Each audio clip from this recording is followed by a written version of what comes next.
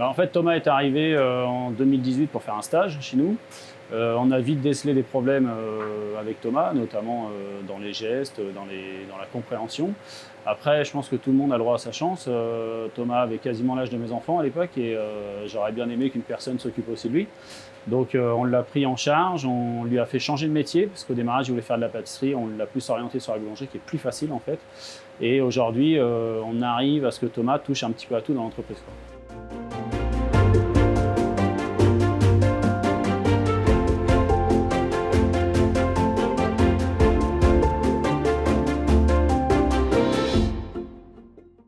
En fait, c'est une entreprise chez qui on est intervenu pour du maintien en emploi, mais où on arrive en fait à remonter, à faire de la prévention primaire en fait. Et c'est ça qui est très intéressant et que les entreprises s'emparent d'un maintien en emploi pour après en faire quelque chose parce que ça peut être bénéfique pour l'ensemble de l'entreprise.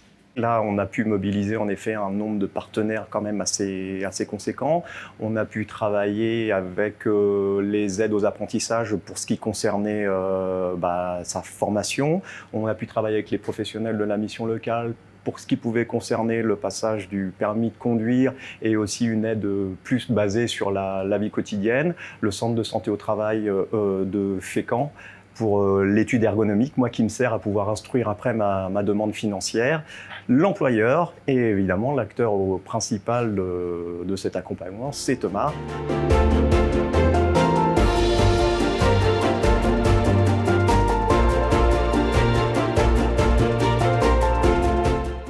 L'entreprise est en fait symboliquement un parcours soutenu. Alors qu'est-ce que nous on entend par parcours soutenu?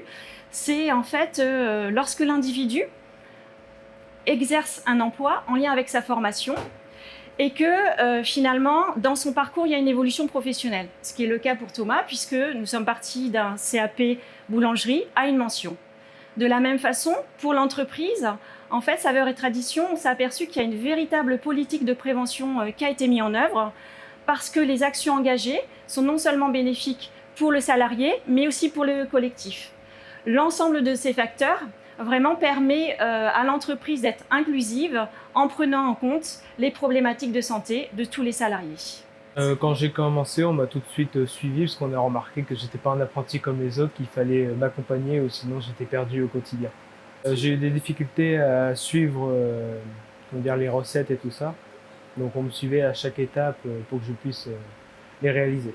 On me fait une liste de ce que je dois faire et je la respecte pour suivre l'ordre, sinon j'oublie ce que je dois faire. On a une super entente, je les considère un peu comme ma famille, on s'entend super bien. Donc, ils m'ont suivi pour que je puisse faire le dossier et m'ont accompagné tous les jours. Ils m'ont regardé travailler pour comprendre ce que j'avais et ils m'ont fait de leur mieux pour m'aider.